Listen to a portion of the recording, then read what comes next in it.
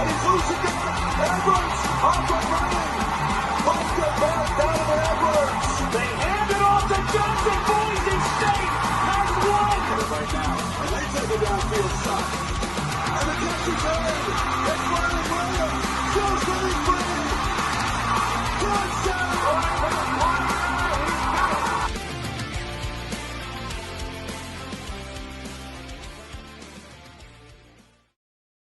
All right, everybody, welcome into another edition of the Gridiron Uncensored podcast, and we're doing, kind of a mixed single show here tonight, talking some review of the last games that happened and previewing, the semifinals. Hope everybody had a great, Christmas and New Year, but hey, all that's done now. It's time to get back into the real world and kick the tires. Trev, you've been driving all over hell and high water, but the games have been fantastic. It's been a fun playoff. Well, a couple of them were fantastic. Some of them were as I expected, actually. I called it. I called my shot. Some of the blowouts were actually enjoyable. Well, we'll talk about those. We'll talk about them all here in just a few minutes. But guys, rooted for Miami harder. Yeah, no shit. So we've got on the docket tonight, we've got, again, game reviews of the original, playoff games. And then we're going to do a breakdown of the semifinal games. And then we're going to talk about a couple of other things, like the portals opened up, the playoff tier or the tiers of the conferences. Is the SEC still the top dog? I still see people saying it is. We're going to cover all that here in a few minutes. So, Trev, let's look at these game breakdowns, and we'll just run through, the reviews. Thank you. I keep saying breakdowns. But we saw, the J. Madison Oregon game early on, and we knew, Oregon – They're moving along well. They're playing well. And then they get into playing against Texas Tech. And really, that first three quarters was just a slugfest. The defensive battle there was beautiful. It was great. I mean, Texas Tech, their defense did commendable. They were really good. Oregon's defense was just getting after, Morton and them so much. They were struggling, turnovers in the end zone. They couldn't get anything going. Yeah, it was just a lockdown effort from Oregon, and Texas Tech's offense just clearly not quite there yet. They have pieces; they're good, in the Big 12, but against the better competition, they just couldn't get it done. Which I said on the show before the game. I said that Texas Tech is a great team for the Big 12. Yeah. Then once they're going to meet up with these teams that have a great defense and a great offense, yeah, they're going to have problems. You did. You said it. I really thought that Texas Tech would be able to score a little bit more, at least something. That the best opportunity when they were still in it, more than through that pick in the end zone on a really good defensive play from the corner on Oregon. I forget who picked it off, but he was in that short coverage, covering the flat, and Morton was hitting that corner. It was wide open. He drops right back into it, picks him off.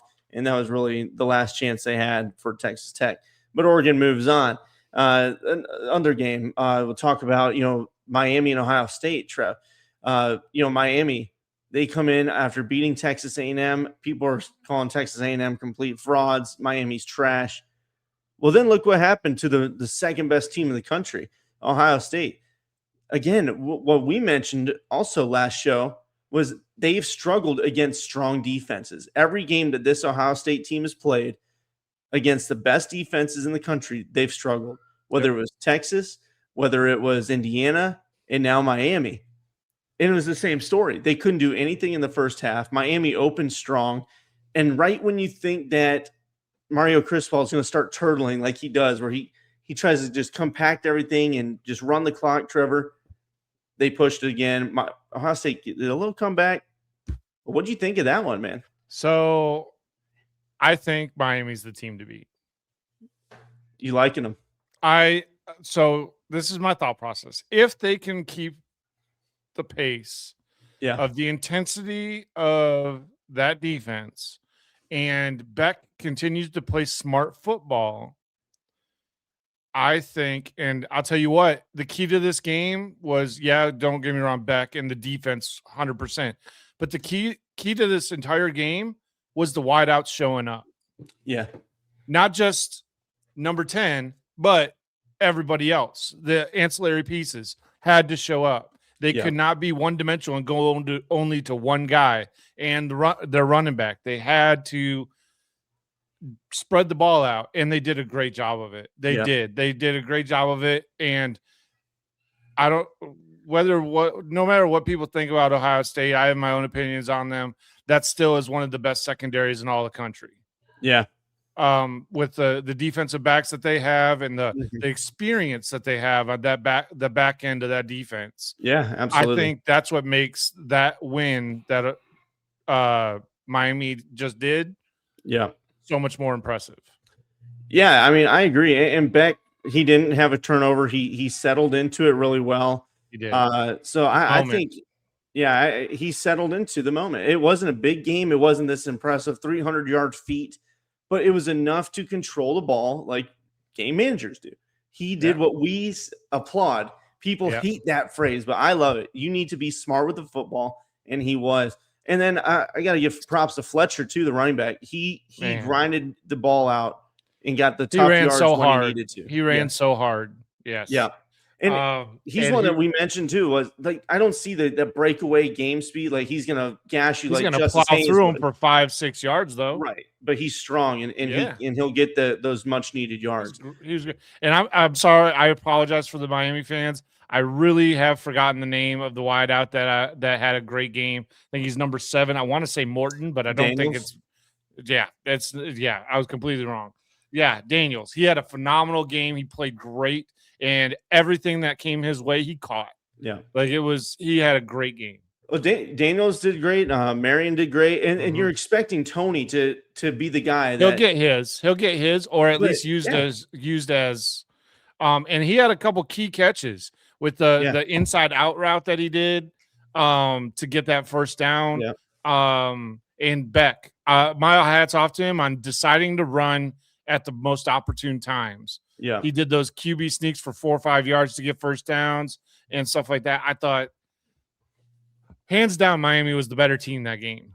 And we're, I know we're talking offensively, but the bulk of their credit needs to go to the defense. 100%. That defense was angry from the jump. They were playing angry from the jump. Messidor, Bain, like those guys on the edge are killing it. They were Thomas, they were insane. These guys have been playing fantastic football, and that's what you need in the playoffs to get hot and to make a run. Offense is great, but defense wins championships, guys. That will always be the case. If you cannot stop somebody in crucial downs, you're done for. And Ohio State was doing that. Miami was doing that to Ohio State. 5 sacks, 7 tackles for losses. And then on the opposite side, Ohio State, only 2 sacks, 4 tackles for losses. And then their rushing attack was still only 1.9 yards per carry. Which me and Brendan both talked about it, that their running game was a possible sore spot for them. Yeah. And I mean, I don't know about you, Brendan, but I feel like that their front four is not as dynamic as it has been in years past. Yeah, I agree. I mean, they've got guys that can get after it, but I agree. It's not as game changing, as game changing as it used to be. And they played right into, what Miami wanted them to do. Yep. And I'll say I picked Miami to beat Texas A&M, but I thought that Ohio State was just going to be a little too much on the offensive side. But Sane had 2 picks. I mean, that really bad one, like he telegraphed the crap out of it. But that being said, I do want to make this one point, and I don't want to give Sane an out here, but the normal play caller was not calling plays. That's fair. I mean, Ryan Day was the one calling plays, and apparently, according to the broadcast, it was because he wanted to take it off the play to Brian Hartline. I was like, that's a load of crap. The guy's at the game. Like, let him call the plays. Yeah. Like, that's a load of crap. Like, you're butthurt about him leaving, I think, is really what it's all about. Very well could be.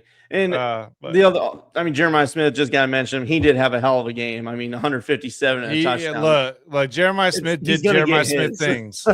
He did Jeremiah Smith things for sure. So, but I did notice that Carnell Tate was invisible. Yeah.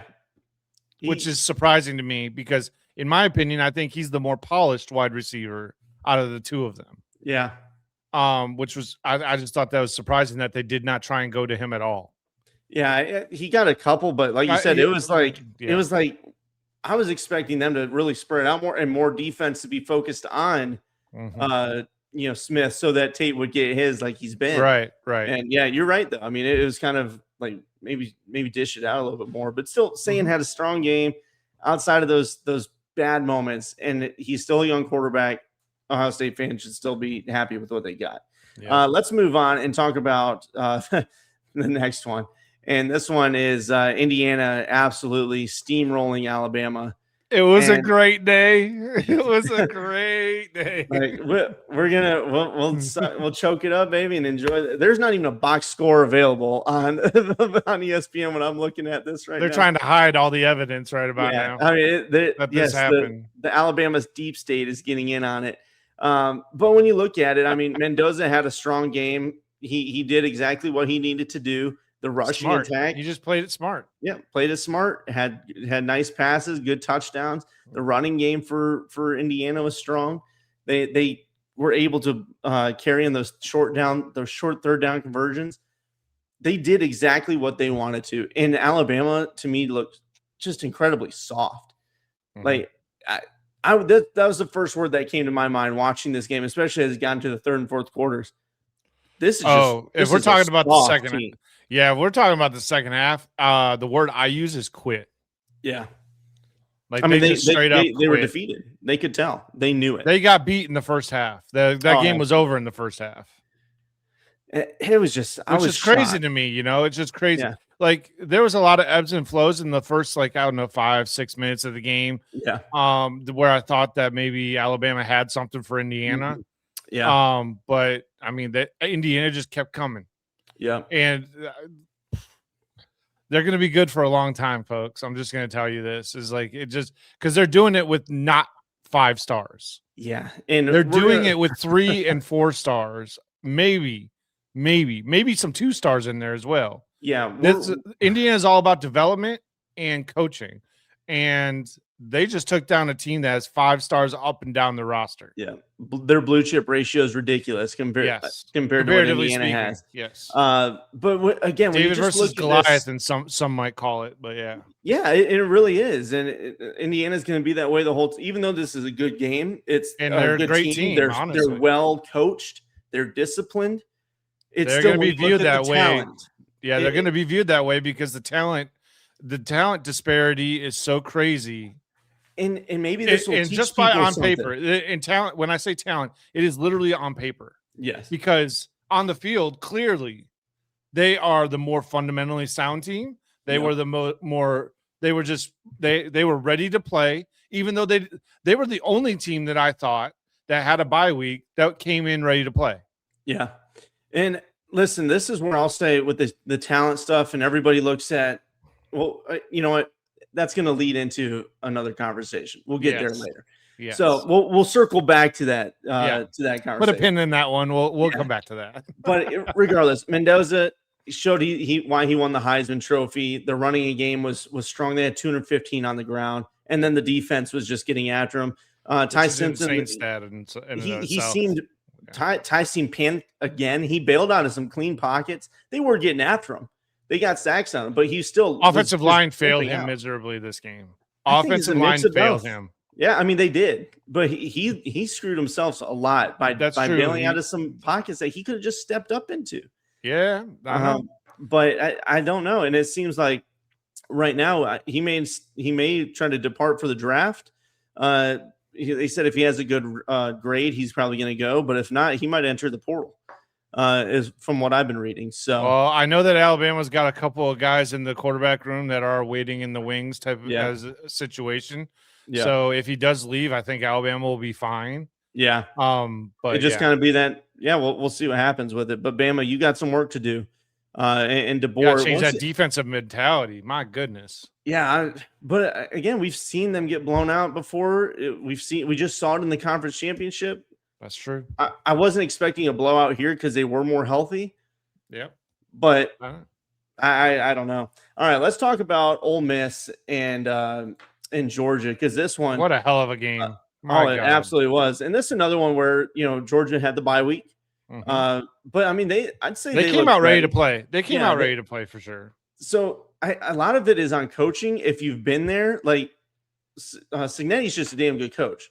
Yeah. He's going to have his team prepared. Kirby Smart's been there. He's been here. He knows how to handle the that long gap between the conference championship. And that's just something that he does. But when it comes down to it, Chambliss is just a better quarterback than Stockton.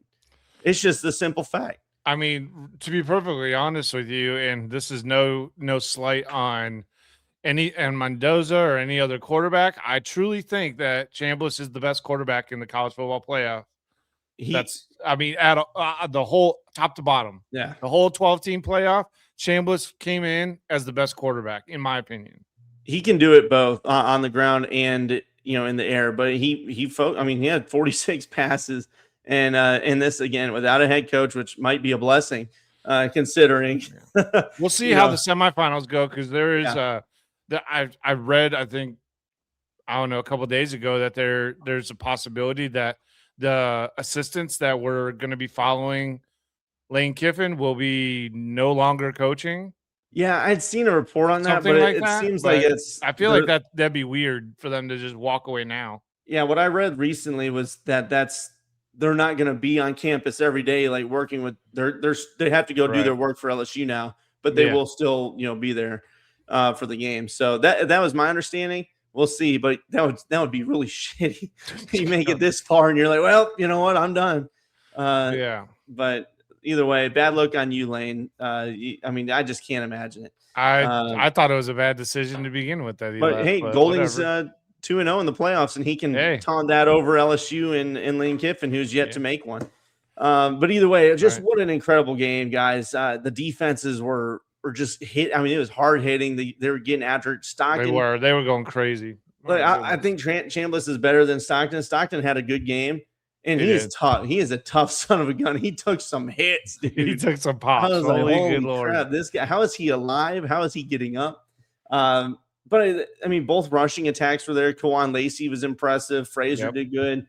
I don't know, man. It's just that's a fun matchup. I'm happy for Ole Miss, getting that win, considering all the crap that their fans and their team has experienced with Lane leaving. And it's selfishly, like, it is a super fun matchup. Ole Miss and Miami in the semifinal, super fun matchup. Great defense versus a very prolific offense. Yeah, this is going to be fun, and I really want to see how Miami does if they have to get into a shootout. That'll be interesting with Ole Miss, and that's kind of where we're leading now into the game previews and these breakdowns of the semifinal. That's right.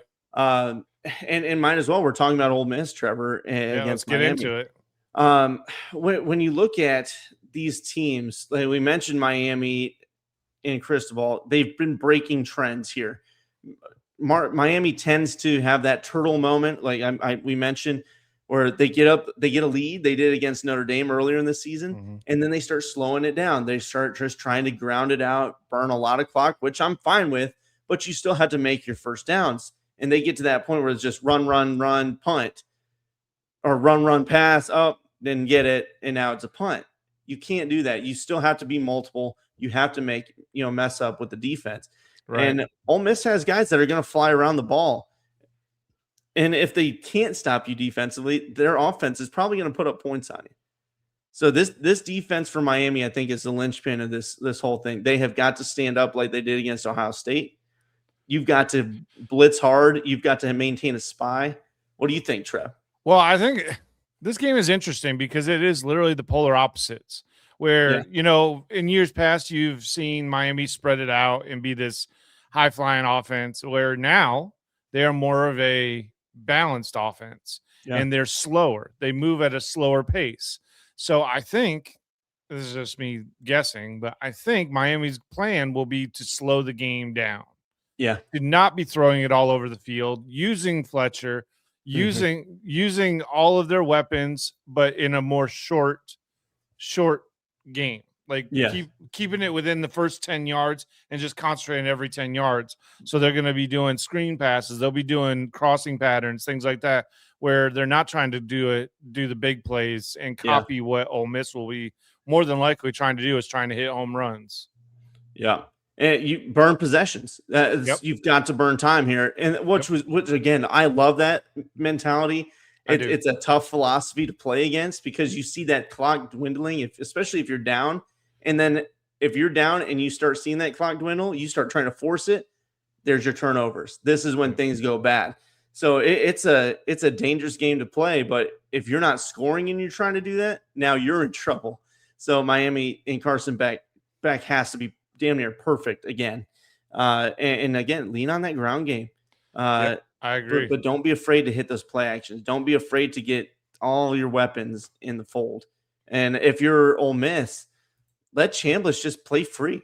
What else do you have to lose? You've made it this far already. Exactly. Play free. Let Chambliss fly. There is no reason to hold back anything, Ole Miss, because literally you are one win away from going to the Natty. I mean, like, yeah. And I think most people counted them out. We did when we did the preview show. You know, people were saying that, like, hey, are they done? Is there a chance? And I was like, I mean, they can win games, but that's the great thing about a playoff, though. That's the great thing about a playoff. One game, anything can happen. Yeah. And look where they're at now. You've got to play free. Let Lacey do his thing out. Get him into space as much as you can. Get him away from that. Get him away from the line and get him out towards the edge of the field. That's kind of what I would do, or my initial thought process. And then defensively, you've got to pressure back heavy. I would blitz like a motherfucker against this guy and try to make him force that mistake. Especially on first down when you think more than likely that they're going to be running the ball on first down more often than not. Yep. And so that's kind of where I'm at, Trev, on this one. Who do you have winning? Oh, God. I don't know. This one to be perfectly honest, I don't trust it. So I'm still going to go with Ole Miss because I still think Chambliss is the best quarterback in this matchup. Yeah.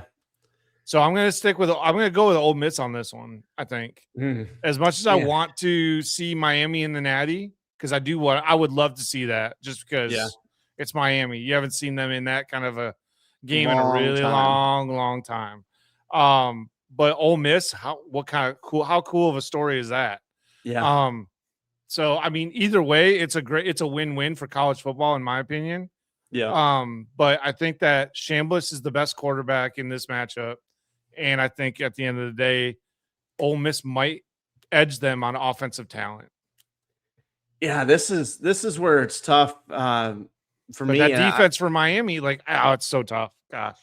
And there's a reason the spread is only 3.5 points. Man, guys, I think I picked against Miami last round just because I thought, Ohio State would have too much offense. Well, what's it feel like here for me? Ole Miss might have too much offense. Yeah. But that defense for Miami has stood up and they've locked teams down. So I think I'm going to go with Miami and the Canes, man. I don't hate it. Man. I mean, there's what's his goddamn name? Not Marvin Harrison. Who am I thinking of? The guy that's on the sideline for Miami all the time. Oh, you're talking Michael Irvin. Michael Irvin. Thank you. Him on the sideline is just hilarious. I swear to God, he looks like he's going to have a heart attack every time. I think something great happens. I think he's coked out or something, man. I don't know. Allegedly, I'm not gonna say it's true, but it's a hell of a mascot. He is pumped Miami. up. He's pumped up. So Ray Lewis was there last game, so he was pumped up too. Jesus, watch out, boys and girls. But yeah, I'm gonna take Miami in this one. I do think it's gonna be just a smash fest of really fun drives, tough defense. Probably some turnovers, but I'm going to take Miami in a tight one. All right, let's go to the last game here in the semifinal, Oregon versus Indiana. And Trev, this is back to the Big Ten. I mean, what do you expect at this point? And everybody's saying, hey, it doesn't matter who wins in the next one. Big Ten's winning the next national championship again. Oregon, Indiana, they've played already in the season. Indiana got the win earlier in the year, and we know how hard it is to beat the same team twice. What are you feeling on this one? You got Dante Moore. He's been playing pretty damn well. Their defense last week shut down Texas Tech completely. It's a tough game, man. I'm on the Indiana. I'm on it with Indiana though. Yeah. So I just think that they're too good. They're just playing too fundamentally sound. Yeah. And I think Dante Moore makes too many mistakes. He doesn't make many, but he makes enough where it matters. And where Mendoza doesn't, generally speaking, make mistakes. Yeah. Does he take a sack when he probably shouldn't? Yeah, he does. But as far as turning the ball over, you don't really see him do that very often. Yeah, I mean, this is one where you got two really good quarterbacks going at it. And this was a question all year for Oregon was how is Dante Moore going to do this season after sitting? And he's had a damn good year. He's been impressive. I still think he should come back for one more year before he goes to the NFL, but I would like to see it. I think the more time you spend in college, the more you develop, the better your NFL career is probably going to be anyway. But that's neither here nor there. I mean, Dante did throw a pick last week against Texas Tech. That Texas Tech defense was nasty, but so is Indiana's. And honestly, it might be better than Texas. They're all Tech's over defense. the place. My goodness, they're all over the place. So if you're Oregon, you've got to find a running game because Bama didn't have that. They could not run for anything. And we know they've had some issues during the year, Bama did, but Oregon, they've got speed. They've got guys that can do it. Yeah. You've got to find a way to attack, I think, that middle of the defense. Make them respect the inside zone, make them respect those short passes through the center, and then let your big-time wide receivers do work on the outside.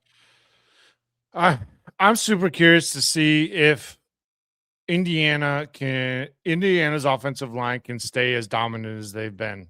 Yes. Against Oregon's front seven. Yeah. If they can hold the line and give Mendoza enough time, I really think that Indiana is going to take this one. Because I think that offensive line is best in the country. Hands down, bar none. Just the way that they gel so well, it's impressive. Yeah. And they're very disciplined in their run fits and in pass pro. And then the running backs too for Indiana are good at pass protection. So this is one I just went back to look at, the game stats for the week 7 matchup between these two. And again, it's a long time between games. It's not like, it just happened and then they play in the conference championship. Right. It's been a while now. So both teams are going to, see different things from each other. But back in that week 7 matchup, I mean, Hemby had a solid game on the ground, 19 carries, 70 yards. Dante Moore, he threw 2 picks in that game. Mendoza threw 1. And then the defense, though, was the tail of it for Indiana stepping up, creating those turnovers and getting their offense in those short field positions. So that's, again, going to be key here when it comes to Indiana, trying to take down Oregon for a second time and go play for their first national championship. Oregon's also playing for their first natty. They've been close, and it's failed. No matter what, a team is going to be playing for their first natty. And this is beautiful, and I'm excited to see it. Trev, who are you taking in this one? I'm going to stick with Heisman Mendoza in Windiana. Yeah, I'm gonna stick with Mendoza. I think that they're the team fated to do this and prove that the NIL has changed the college football landscape for good. They have that feel about them. Like, it just, no matter what, they hit the play at the right time. Mm-hmm. They lock things down at the right time. They grind you out. I mean, those eyebrows alone on Cignetti's face is going to be the game changer, dude. I was texting Brendan about that. It's like, dude, these eyebrows are so intense. This man needs a damn muscle relaxer after the game because he's hitting that people's eyebrow, bro. They flip over to him and he's sitting there like this, like, you're like, bless, dude, your face hurt. Like, it's got to at this point. But man, absolutely. I picked Indiana to win this one. I think it will be a close one. I don't think they're going to blow them out like they did to Bama. Oregon's better than that Bama team is. Mm-hmm. But yeah, I see more, forced turnovers, being the changer in this one, and I'm taking Indiana as well. And that would be a hell of a story for this sport. Oh my gosh, it'd be so cool. And Trev, what was the next topic? I forget. I think that leads into the That next leads topic, into that basically this conference power tiers. Is the SEC still the top dog in y'all's opinion? There's been a lot of conversation about it online, so we figured we'd bring it up. And you talk about Indiana now making it, and just this gauntlet that they kind of are, and even the teams that they've played in the when everybody looks at the Big Ten schedule and they see a Minnesota or they see an Iowa, they're like, oh, that's not tough. Okay, go look at conference bowl records this year and tell me, did Vandy think they were going to blow out Indiana or Iowa? They absolutely did. They said that they weren't going to score points on Vandy. And go look at the score. What's the quote that Pavia said about the Big Ten? Something I'm trying to remember. I can't remember. I know he was talking shit like he was talking stuff like if you want to play competitive football, you play in the SEC. You don't play in the Big Ten or something along those lines. I just think that obviously the SEC is a very talented conference. It's 1A, 1B type thing between the Big Ten and the SEC. I think the Big Ten has the edge right now, especially at the top of the conference. But I think we, as a college football fan base, have to get out of that 20-year period that the SEC did have a lock on the sport. I won't go into why. Bagman. But it's a simple fact. Look at what has changed and how the landscape has changed between the portal and between NIL. Things have changed, and now you have a team that, like Indiana, that was a bottom feeder in the Big Ten and in college football in general, is now 2 years in the playoffs and now possibly poised to win this. One win away from being in the Natty. And look what they're doing in the portal right now. It's nasty. I'm sure we'll talk about that here soon, but it's like you can't sleep on them. And then again, you go to the conference bowl records and everything else. It does matter. People do opt out from every side, injuries, whatever. Both conferences are strong. Looking at just the logo on the helmet that you've been accustomed to seeing the last 20 years through dirty recruiting tactics. Look, Ole Miss was not a thing 20 years ago. Like nobody cared about Ole Miss, Mississippi State. Come on, let's be honest with ourselves. That being said, though, I would say that NIL isn't everything, right? Yeah, you have to couple that with really good coaching. Exactly. And I do not want to do this, but I'm going to do this and bring it up because it's an SEC team that everybody was saying, oh, they're the best SEC team. Oh, they spent $28 million on their roster. Texas A&M, where are you? You're at home on your couch. Yeah. Spending that kind of money does not guarantee you anything. Same with Texas Tech. Spending that kind of money does not guarantee any of these teams. Any of these teams that have spent buku amount of money to keep these players and these rosters together. Nothing is a guarantee in college football, which is why we love it. But this is why a good coaching staff makes the difference, makes all the difference in the world. Yeah, I agree. And again, SEC is a strong conference. They have talent. There's no denying it. You would be an idiot to say they're not. It's intellectually historically speaking, it is generally easier to recruit in the Southeastern Conference than it is with the Northern schools. There are just generally more challenges in recruiting with the Northern school in general. Yeah. Or in the Big Ten schools in general. But again, when people just simply judge games off of logos, you see Illinois and you're like, well, they're ass. Oh, Tennessee, that's a tough match. What was it? Go look what just happened. Playing on the field matters, coaching matters, and that's something people need to get away from. Is that lock that the SEC did have for that 20-year span. That was fact. That's just what it was. It's not there anymore. And the portal is a huge piece of that. NIL is a huge piece of that. Indiana, massive fan base and donor base, and look what Signetti's doing to them. Yep. And with the talent that they have, I think they're like 78th in composite talent or something like that. I'd have to double check. Don't quote me on that. But either way, it's something to behold. Outside of that, I think the Big 12 is still good. They've played good games. They've had some blowouts. I know that Texas Tech just got blown out in the end, but that's still tight for 3 quarters. And they made a good play. The ACC, look at them. They've got a team. Everybody's writing Miami off. They shouldn't be in the playoffs. Look what they're at. They just beat Ohio State and Texas A&M. And Texas A&M's a good team. They got a good coaching staff. Yep.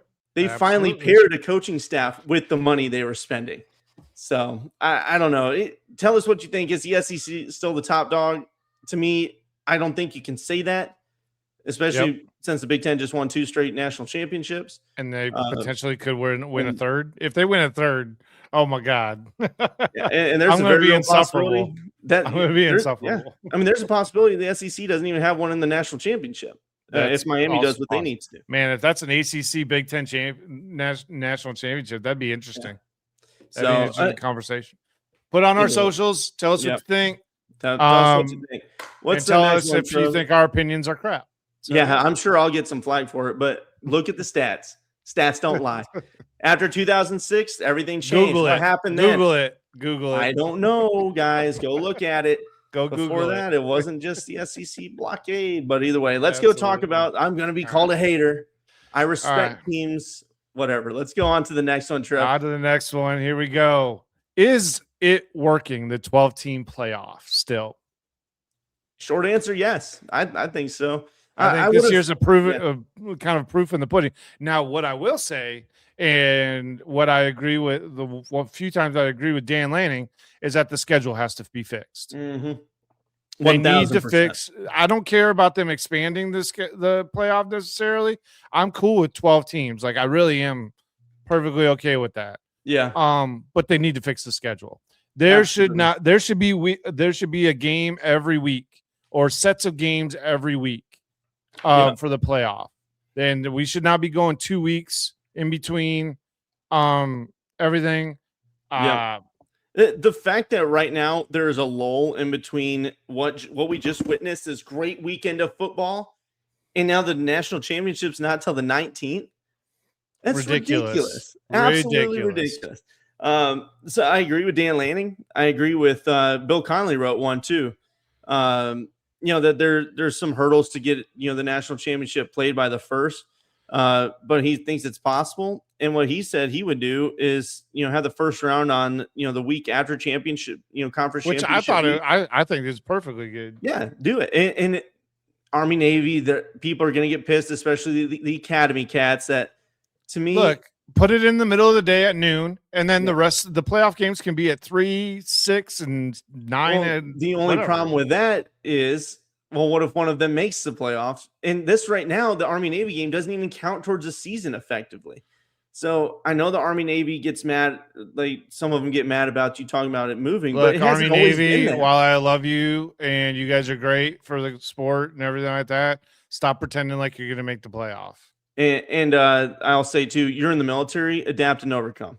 Right. Stop being pussies and stop whining just because you're, and I'm an officer. I can say that. Get the fuck over yourself. Move on about your day. If you want to play a sport, which you're doing, you want to win. You want to be a part of this thing. So be a part of it, guys. Even if you move 2 weeks prior or at week 0 and be the headliner, this awesome week 0 game for America. I support the hell out of that. I support America's game at the beginning of the season. We love. I also support that we use week 0 as actual week 1. Week 1. Yeah. And that's when the season starts. There's we start it right then and there. Yeah. And that's what Conley said too. You have room to maneuver the schedule a little bit if you're willing. Yeah. You just get over yourselves. And it comes down to, what he was saying too. The first round is week after championship week. And then the next round is December 19th, December 20th timeframe. It will change by year, of course, but that very next week, you're playing these on conference game or at home as well. You're not playing them in the bowl games. These are, at the team's stadiums. They need to be there. What we saw in the first round was fantastic. Now the guys that have gotten the bye week deserve to play at home too, I think. Mm-hmm. Indiana playing at home against Alabama would have been electric. Texas A&M, obviously they had their game, but or Georgia needs to play, their game against Ole Miss at home. They've earned that right, and that's what Bill Connolly was saying too, and I agree with it. I And actually then, agree with that they do the home games all the way. yeah, The bowl games, there should be a rotational for the bowl games for the semifinal and the Natty. yeah, That the bowl, like you could rotate it between the Rose Bowl, Cotton Bowl, whatever, for the national championship to be played at the bowl game. yeah, And then but I'm sure there's contractual stuff involved here, which I'm not a yeah. party to, but whatever. I don't know. I couldn't tell you right off the top of my head, but the bottom line is there's ways to change this timeline, and his would have the title game being played on January 8th, with the semifinal round being played on the I think it looks like the second. Correct The me if first I'm and wrong, second of but the January. eighth and ninth, right around there, that used to be like old school national championship time frame, I right? feel like it used to, I but feel like that's I can't remember. It's been a like minute. I feel like that's like BCS, like national Yeah. championship time That frame. feels about right. I just feel like we're just so elongated now. But as regards to, is the 12-team playoff working? Yes, I think it is. I do think that there's going to be some tweaks, and it'll probably expand one more time, at least to So 16. yeah, the question is, do you support an expansion, and what expansion is acceptable in your mind? I never would have gone past 8 personally. To me, 8 would have been a perfect playoff, but there's no sense in talking about that because we're not going backwards. We're not. I don't see any world where that happens, and I see people get so hung up on that shit. Well, why isn't there an 18 playoff? Why can't we go back to? Why even talk about it? It's not going to happen. So why waste your energy? Let's talk about how do we fix this current one, or what's the best way to go about a 16 team, which seems because to we be know that it's already coming down the pike, more than likely that Yes. they're going to expand it. The question now remains is what's the best course of action, and how many teams do we want to allow in? If it stays at 12, I think the straight seeding has been a good move. And I think, doing that, because it was just the top 4 conference championships champions get the bye. But now I think straight seeding has been a smart move. I do think if you're not in the top 20 and you say you're a group of 5 team and you win your conference and you're 25th or whatever, your section's void and it goes to the next at large. So whoever right now, if you're, well, we see this year with JMU and Tulane, they were 20 and like 25. Tulane still would have gotten their one slot because they were right at number 20. But Notre Dame would have gotten it because JMU would have avoided their slot because they weren't ranked high enough. And if Duke had won and they were the conference champion, no, you're not getting in. You were 5-loss team. You're avoiding your spot. And that's kind of what I would do.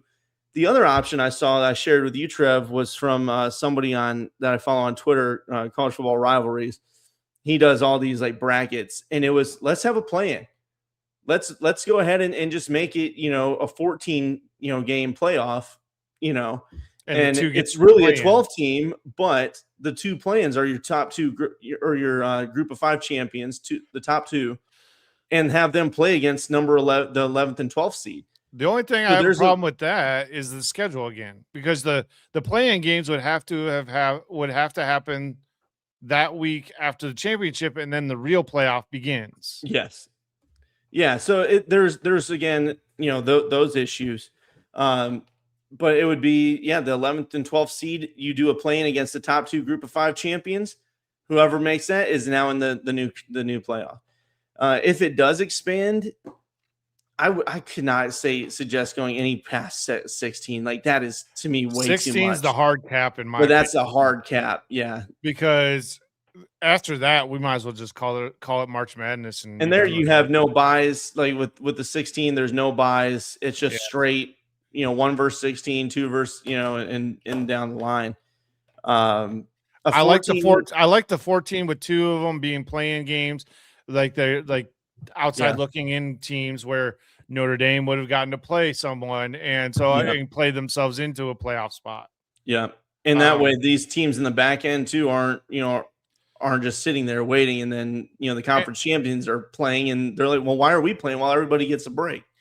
Well, here, and the other thing to that, speaking to Notre Dame having to do a playoff game or play-in game, I think it kind of softens my stance on them not being in a conference. because they have to play a pretty tough opponent more than likely to get into the playoff. And then I would accept that way more than them just getting in just because they didn't have to play anything. And there's ways to work it, guys. I think the 12 is fine. I think this year has shown a lot.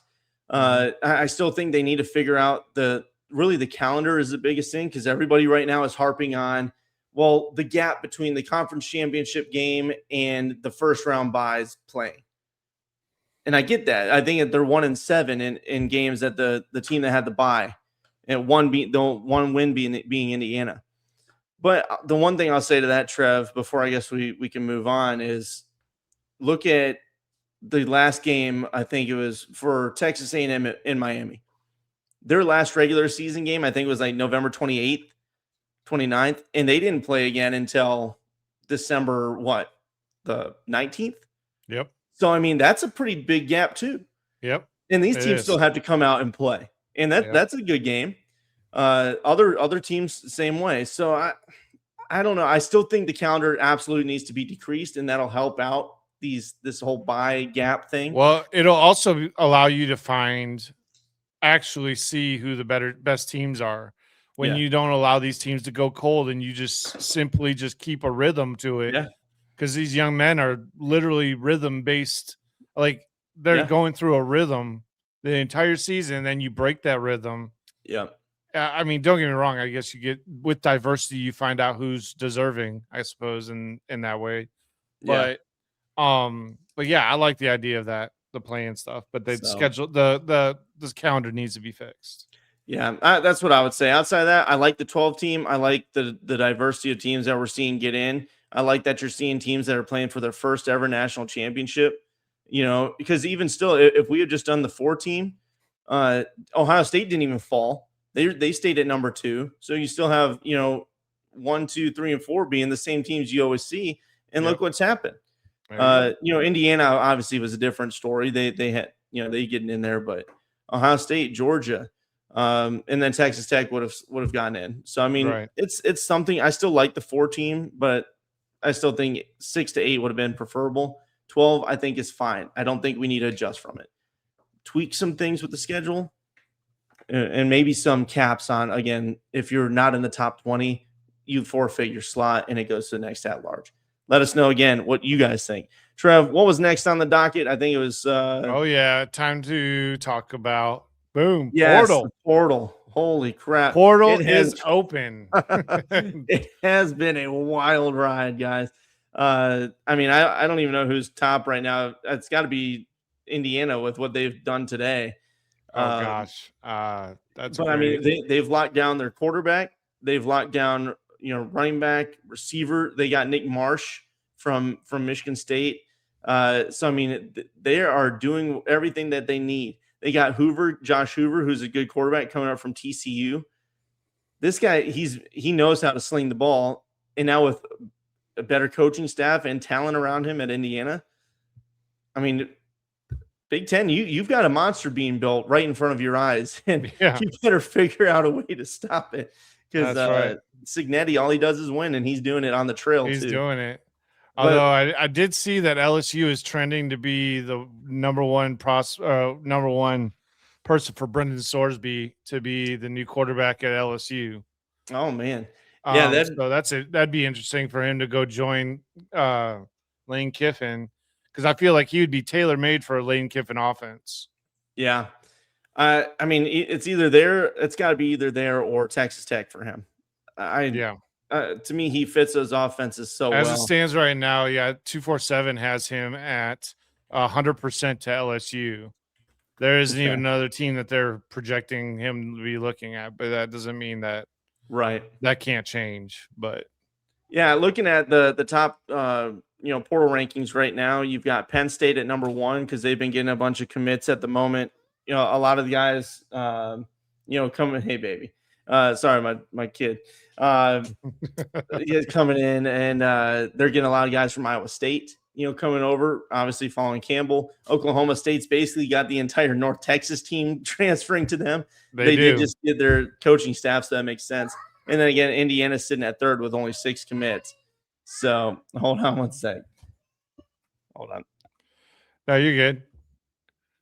Yeah, them getting Messmaker, whatever. Yeah, How do you pronounce it? Yeah. Like them getting the name that him is a Messmaker. great thing. Yeah. I feel like I'm still out. I mean, God, they really did get the whole North Texas team. I mean, it's like everybody's committing there right now. And I mean, it worked for Signetti. And I mean, I didn't feel like North Texas was that good though. they're pretty solid. They were pretty decent. Their But offensive I mean, weapons were really good. Their defense had things that they need to work on. But again, we'll see. Oklahoma State still has organic talent there, and the coaching staff will obviously reinvigorate. They'll be able to recruit there too. I think they have to find a way to do better than what they've been doing these last 2 years. Ole Miss is doing really well in the transfer portal right now. Yeah. They're getting a few people here and there. They got Jay Crawford coming from Auburn. I'll say a pick that I really like for Iowa State and their new staff is Jalen Rayner coming over from Arkansas State. I think he's a really talented quarterback, and he's going to do nice there for this new system that Iowa State has in. But tons of movement, guys. People dropping left and right. I mean, the number of people in the portal right now is ridiculous. Michigan's dropped a lot of guys. Bama's dropping dudes like flies right now. Entire Iowa State's like lost their entire team to the portal. So what do you think about the portal, Trev? Like, is it? I think it's crazy. Like the amount of talent that's in the portal right now is crazy. So like, I think this is the first. I don't know the amount of quarterbacks. Drew Messinger obviously is Oklahoma State. They're projecting Brendan Sorsby at LSU. Then Sam Leavitt still has yet to make a decision, but I'm fairly certain. I'm pretty confident he's going to Kentucky. I'm pretty confident he's going to go to Kentucky. Strange, but we still have Cam Coleman out there undecided. Chaz Coleman, the edge rusher from Penn State, unclear on where he's going at this point in time. Yeah. But man, there's some really massive defensive players. And then I read today, unfortunately, that the Minnesota safety is almost all in at Oregon. Ooh. So Coy Parrish. Parrish. Yeah, he's a damn good. Yeah, safety. He is probably the best safety in the country, probably the best DB. That's in the portal right now. And what I read today is that he's primarily looking at Oregon. Nothing really other than that. I haven't seen anything to contradict that either. Well, that would track well for what they did last year too, with Thieneman coming over from Purdue. I mean, Oregon just racking up people too. I mean, that's just And then we still have DJ Lagway in the portal. Not sure where he's going to end up. Florida State is apparently a team to watch for him, so that would be interesting. God, that would be crazy. Stupid. Yeah, that would be interesting. Dylan Raiola. I mean, shoot, Deuce Knight is transferring out of Auburn. Yeah. He's a pretty talented kid too. Yeah, Auburn's lost some talent as well, but we're gonna see what happens. All this is gonna shake out. But guys, did you see that, Brendan? By the way, I'm going through this again. And I just realized that now 247 Sports has Byron Brown 100% to Auburn. That'd be a nice pickup. I mean, I expect he's following his coach if that's the case. I would imagine so. Yes, he's a hell of a talent, and you get him with even more talent surrounding him. That's going to be a nasty duo right there. With their coaching staff. I'll say for me in the portal, I know everybody hates it. Just how it's like just free for all, and I get that. I truly do. I think the basis of the portal is a good thing. I do think at least one free transfer is fine, and then if your coach transfers or moves schools. But I will say that there's so many just guys that are just trying to extort these colleges, and some of them are getting just such bad deals from their family and these agents that they have. So outside of that, like I don't mind it. You're going to fill up your rosters. There's plenty of people to play football. People are worried, well, my team's not going to be able to field a team next year. Yes, they will. They will find 85 guys to throw out on that goddamn field. There's thousands in the portal right now. Talent is being shifted everywhere, up and down. guys that next look year, good. I mean, the power structure will shift every year. That's what it because feels of the like. transfer portal. You're going to have the baseline of the big schools, of course, are going to get theirs, but you're going to have teams like Indiana. What if maybe Oklahoma State, after what they've been going through, they just hit it off with Mestemaker as he grows into his next year, and he just tears it up in the Big 12, and maybe they make a run. Yeah, Texas and Tech who knows? One of these other yeah. quarterbacks that are moving, who knows? I mean, shoot, maybe one of these quarterbacks just hits a whole. That one of these they hit this new team. Say Sorsby and kills they it jive. somewhere. I mean, Sorsby, if he goes to LSU, I feel like that is a dangerous combination. But talent is going to be shifted up and down. The group of 5 is losing people, but they're going to get guys from the Power 4 that can't find a home now because they got either kicked off their team or they left and nobody wanted them. Maybe they left because they thought they deserved more than they actually are worth, and now they have to go find a role elsewhere. Things are going to be fine. I do think there needs to be left and right limits on this, but until then, I don't mind the parity that it's brought to the sport because I was so tired of seeing the same 2 to 3, 4 teams playing for the same national championship. They were great. I'm loving teams. this year's playoff. I'm loving this year's semifinal where we have 3 teams that could win a natty for the first time potentially. Ole Miss hasn't won a natty yet, right? I think they did back in the day. I'd have to double check, but for sure 2. You know, and then Miami, it's been decades, and then Texas or Ole Miss, same. A lot of great storylines with this semifinal, these semifinals. And I love all the teams that are in this. Like I like Oregon. Yep. I like Dan Lanning. I really want to see him succeed. I would love to see Indiana win. So I'm really kind of torn for that game because I am a closet fan of Oregon. Yeah. And I really do like Dan Lanning as a coach. So so I'll say, can you imagine if Indiana wins their first natty before Oregon?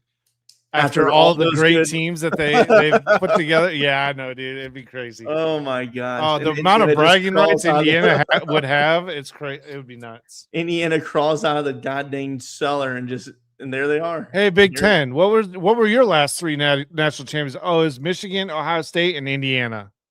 And everybody's like, what? Again, if you told us did you mess that one up? Ago, people would call you a liar. Hey, Indiana's going to be elite. No, you're out of your freaking mind. And the portal was going at that time too. So that's right. I don't know. Yeah, Trev, is that it on the night? I think it was. We have gridiron bets if you want to still do that one. Yes. My bad. My phone died, so I don't have my script here. It's called the charger, my friend. It's called. I know it's in my other room. So looking at the bets for this weekend in these games, let me pull them up really quick because I moved back to week 7 to see that Oregon game. So when you look at the numbers, Trevor, Miami is currently a 3.5 point favorite over Ole Miss. In the total win total or the score total is 52.5.